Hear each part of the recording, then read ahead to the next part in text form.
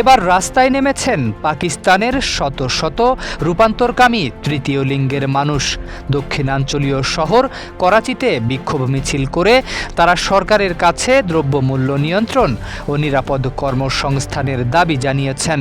বিক্ষোভকারীদের অভিযোগ, মধ্যপ্রাচ্যে চলমান যুদ্ধের প্রভাবে জ্বালানি ও নিত্যপণ্যের দাম অস্বাভাবিকভাবে বেড়ে যাওয়ার কারণে সবচেয়ে বেশি ক্ষতিগ্রস্ত হচ্ছেন সমাজের প্রান্তিক জনগোষ্ঠী। বিশেষ করে রূপান্তরকামীরা সামাজিক বৈষম্যের পাশাপাশি এখন তীব্র অর্থনৈতিক সংকটেরও মুখোমুখি। দেশ জুড়ে যে কোনো কেনাকাটায় 10,000 টাকার বেশি অফার, তাই পেমেন্ট মানেই বিকাশ।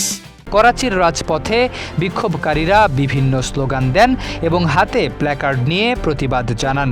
একটি প্ল্যাকার্ডে লেখা ছিল, জ্বালানির দাম আকাশ ছোঁয়া, থালা আমাদের খালি।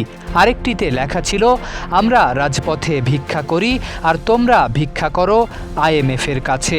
এসব স্লোগানের মাধ্যমে সরকারের অর্থনৈতিক নীতির কড়া সমালোচনা করেন তারা। বিক্ষোভের আয়োজকরা জানান, সাম্প্রতিক সময়ে বাসা ভাড়া, জ্বালানি এবং নিত্য প্রয়োজনীয় খাদ্যপণ্যের দাম এতটাই বেড়েছে যে স্বল্প আয়ের মানুষের পক্ষে সংসার চালানো প্রায় অসম্ভব হয়ে পড়েছে।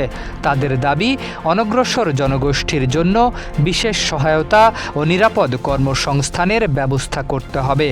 সরকারি পরিসংখ্যান অনুযায়ী মধ্যপ্রাচ্যে সংঘাত শুরুর পর মাত্র 3 মাসে পাকিস্তানের মূল্যস্ফীতির হার প্রায় দ্বিগুণ হয়ে 10% পৌঁছেছে।